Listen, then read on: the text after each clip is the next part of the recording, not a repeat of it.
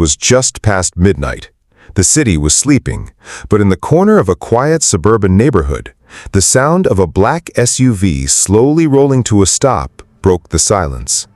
A man stepped out, tall, dressed in a sharp suit, the kind of man whose presence was enough to make even the most confident person uneasy. His face was hidden in shadows, but his voice was cold as ice. "Everything is set," Richard Morgan whispered to the driver. "Tomorrow, the foundation of the factory will be announced. By the time these people even understand what's happening, the papers will already be signed." The driver nodded silently. But inside that very neighborhood, lights were still on in one house.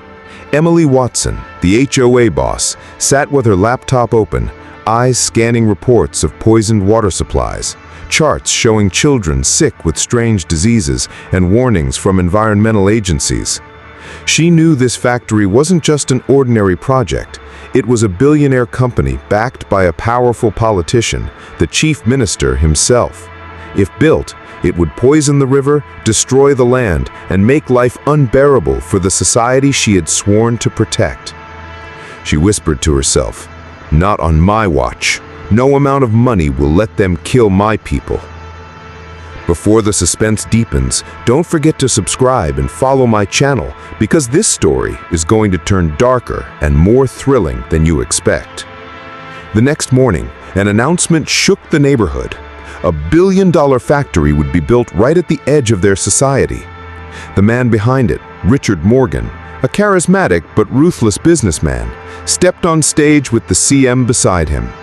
Cameras flashed, news anchors smiled, and reporters scribbled furiously as Richard declared, "This factory will bring jobs, wealth, and progress.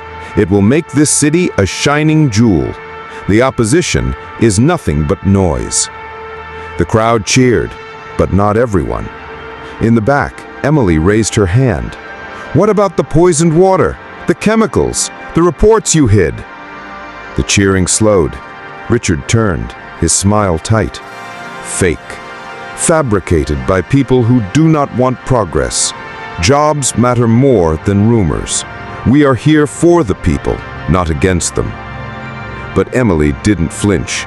She stood firm. "I will not let you destroy this society. I will fight you in every way possible." That night, when she drove home, headlights appeared behind her car. Too close, too steady. She sped up, but the SUV followed. Her heart raced. She turned left, then right, but the vehicle shadowed her every move. She reached for her phone, but before she could dial, the SUV cut her off. Masked men rushed out, pulling her from the car. Her screams echoed, but the street was empty. The last thing she saw was a cloth covering her face, the smell of chemicals making her dizzy. Then darkness. Meanwhile, inside the society, panic spread. People realized the HOA boss had disappeared. Her assistant knocked on her door, called her phone, and even checked hospitals. Nothing. Rumors spread that she had been silenced. But one man refused to stay silent. His name was David Carter, a resident of the society.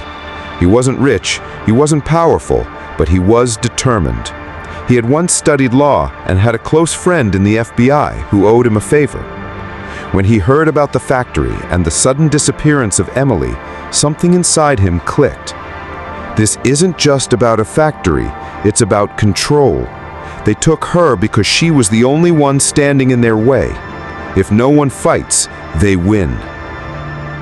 He gathered the society members and spoke. "We have two options. Stay silent and watch our children die from poisoned water, or stand up and fight. I will go to court. I will challenge them, and I promise I will bring her back." The people cheered him on, desperate for hope. The first court hearing came. Richard arrived in a convoy of black cars, his lawyer polished and smug. David, on the other hand, carried only a folder of reports, articles, and a heart full of determination. The judge listened as David explained the dangers of the factory, but Richard's lawyer laughed it off, presenting government documents claiming everything was safe. The judge leaned back, then gave the decision. "For now, The factory has clearance to proceed. David's heart sank, but he didn't give up. He met his FBI friend, Jack Miller, who said, "I've been tracking movements of Richard's men. We believe Emily is alive. They're keeping her somewhere linked to the factory project." Days turned into nights. David kept balancing court hearings and secret investigations. He appeared in the second hearing, once again presenting evidence. But again, the judge leaned towards Richard. "Until further notice, construction may continue," the judge declared.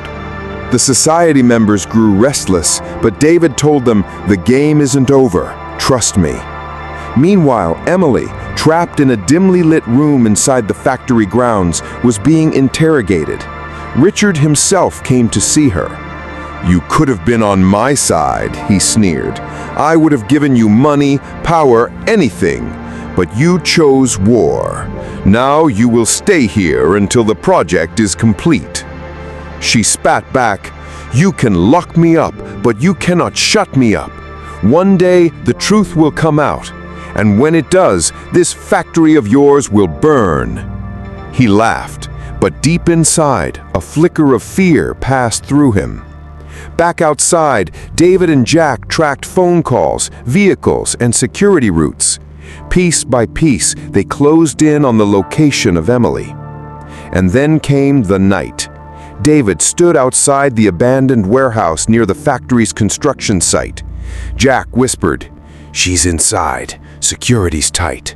If we move fast, we can get her out. But if we fail, they'll bury her alive in there." David took a deep breath. "We're not failing tonight." He slipped through the shadows, every step heavy with risk. Guards patrolled with flashlights, radios crackling. The air smelled of rust and oil. Finally, he saw her, weak, bruised, but alive, tied to a chair. Her eyes widened when she saw him. "David," she whispered. "Shh," he said, cutting the ropes. "We're getting out." But before they could escape, alarms blared, guards shouted, footsteps thundered. David grabbed her hand, running through dark corridors as bullets echoed. Jack covered them, firing back, yelling, "Go! I'll hold them!" They burst into the night, hearts racing. The factory loomed behind them like a monster, half-built but already deadly. David turned to her. "We're going to court tomorrow. You, me, and the truth. They won't see it coming." She nodded, fire burning in her tired eyes. And as dawn broke, the third and final court hearing began. Inside the courtroom, Richard sat confidently, his lawyers smirking. The judge prepared to announce the decision in favor of the factory. The audience whispered, convinced the battle was over.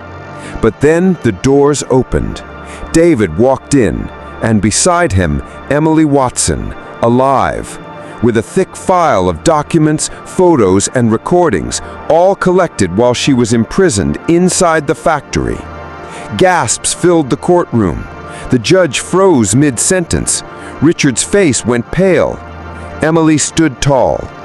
"Your Honor, I was kidnapped by the very men supporting this project. But in captivity, I gathered proof. The factory is not only illegal, it is a death sentence for our society. I demand justice." The room exploded in murmurs. Reporters scribbled, cameras clicked. The judge raised his gavel, struggling to restore order. Richard clenched his fists, sweat dripping down his forehead. And just as the courtroom hushed again, the judge leaned forward, eyes fixed on Emily. "Show me your proof." The courtroom had never been this tense before. The sound of murmurs filled the air as Emily Watson stood holding the thick file of documents. Reporters scrambled to set up their cameras. The judge signaled for silence, and every eye turned toward the woman who had returned from the shadows of her kidnapping. "Your Honor," Emily said, her voice steady, but carrying the weight of days in captivity. "This factory is not what it claims to be. I was kidnapped, held against my will inside the very grounds where it is being built. During that time, I saw with my own eyes and recorded everything. Barrels of toxic chemicals, secret pipes prepared to dump waste into the river, falsified reports signed under pressure, and threats made against officials who refused to cooperate. Here, she lifted the evidence file high, is the truth. The judge leaned forward, signaling the bailiff to bring the file. He opened it, scanning quickly. His face, at first expressionless, slowly changed, eyebrows rising, lips tightening. The more he read, the heavier the silence grew. Richard Morgan's lawyer jumped up. "Objection, Your Honor. These so-called documents could be fabricated. How do we even know she wasn't coached to say this?" Emily didn't flinch. She pulled a small device from her bag.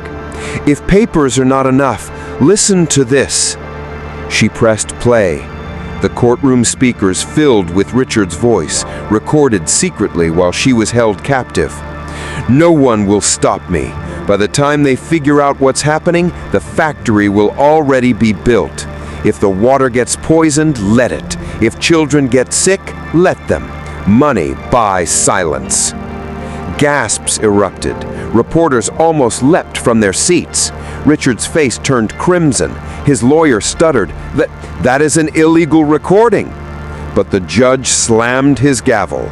"Silence in the court." Emily looked directly at the judge.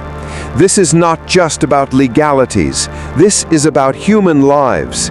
If this factory is built, you are signing the death sentence of this society. Is that what justice means?" The judge stared at her, then at David Carter, who stood beside her, unwavering. Then finally, he turned to Richard. "Mr. Morgan, do you deny this voice is yours?" Richard hesitated, then forced a laugh. "Your Honor, this is political conspiracy. The opposition wants to ruin me. This woman is lying. This man," he pointed to David, "is nobody, a failed lawyer pretending to be a hero." David stepped forward calmly. "I may be nobody to you, Richard, but to the people of this society, I am somebody who refused to stay silent when you tried to bury the truth. You underestimated us. That was your mistake." The judge looked back at the documents, the recording still echoing in his mind. He whispered something to his clerk, then raised the gavel again. "This court has heard enough. The evidence presented shows gross negligence, corruption, and endangerment of public health. Therefore, the construction of this factory is hereby banned. Furthermore, I order the immediate destruction of all structures already built and an investigation into the roles of all officials involved." The gavel struck the desk with a loud crack. "This is final." The courtroom exploded in cheers. People stood clapping, some crying, others shouting in joy. Reporters rushed to send out the breaking news. "Factory project banned. Evidence exposes corruption." Richard's face twisted with rage. He stood, trying to shout, but the bailiffs closed in. His lawyer tried to protest, but the crowd drowned him out. Richard, once untouchable, now looked like a caged animal. Emily turned to David, her eyes glistening with relief. "You did it! You brought me back! You brought the truth forward, and you saved this society!" But David shook his head. "We did it! You fought when no one else dared. I just finished what you started." As they walked out of the courtroom, the society members were waiting outside. The moment they saw them, they erupted in applause. Children ran forward, hugging Emily. Elders shook David's hand with gratitude. Someone shouted, "You're our real hero, David!" And the crowd repeated it like a chant. That evening, in the society hall, a meeting was held. Emily stood on stage with David at her side. The room was packed, the atmosphere electric.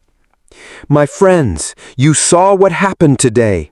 David Carter risked his life, went to court, and faced the most powerful man in the state to protect us. He didn't do it for money or power, but because he cares for this community. She paused, scanning the faces of her neighbors. From now on, this society needs leadership like him. I am stepping down as HOA boss, and I declare David Carter as your new HOA leader. The hall went silent for a moment, then burst into thunderous cheers. People stood clapping and chanting his name. David looked stunned. "But I didn't ask for this." Emily smiled warmly. "True leaders don't ask, they are chosen." The crowd pushed him forward, lifting him onto the stage. For the first time in his life, David felt the weight of responsibility, but also the pride of victory. Reporters swarmed around, taking pictures. Children shouted his name. One man came forward, tears in his eyes. "My daughter was sick because of the polluted water already leaking from the test sites. You saved her future. I will never forget this." David nodded, his voice steady. "This victory is not mine alone. It belongs to every one of you who refused to stay silent. We proved today that no matter how rich, how powerful, or how untouchable someone thinks they are, the truth will always win." The crowd roared again. That night, fireworks lit up the sky above the society. The factory site, now guarded by government forces, was scheduled for demolition the very next morning. People celebrated not just the destruction of a building, but the survival of their future. The next day, as bulldozers roared and steel beams came crashing down, David stood at the edge of the site with Emily. She turned to him, her eyes filled with pride. "You know, when they kidnapped me, I thought it was the end, but then I remembered your words, that you would fight. You kept that promise, and now this place has hope again." David looked at the rubble where the factory once stood. "Hope is the only thing they couldn't steal from us, and now we'll rebuild stronger." The camera crews caught every moment, broadcasting it live. Across the city, people saw the giant factory torn apart, the symbol of corruption collapsing into dust. Richard was no longer a billionaire hero. He was branded a criminal, his empire crumbling. And in the society, for the first time in weeks, children played freely, families smiled, and laughter echoed through the streets. Late in the evening, during the closing ceremony at the community center, David stood on stage. "I am not perfect, I am not rich or powerful, but I promise you this, as long as I am your HOA boss, I will protect this society with everything I have." The crowd stood, clapping and chanting his name. Emily placed her hand on his shoulder and whispered, "Now the real journey begins."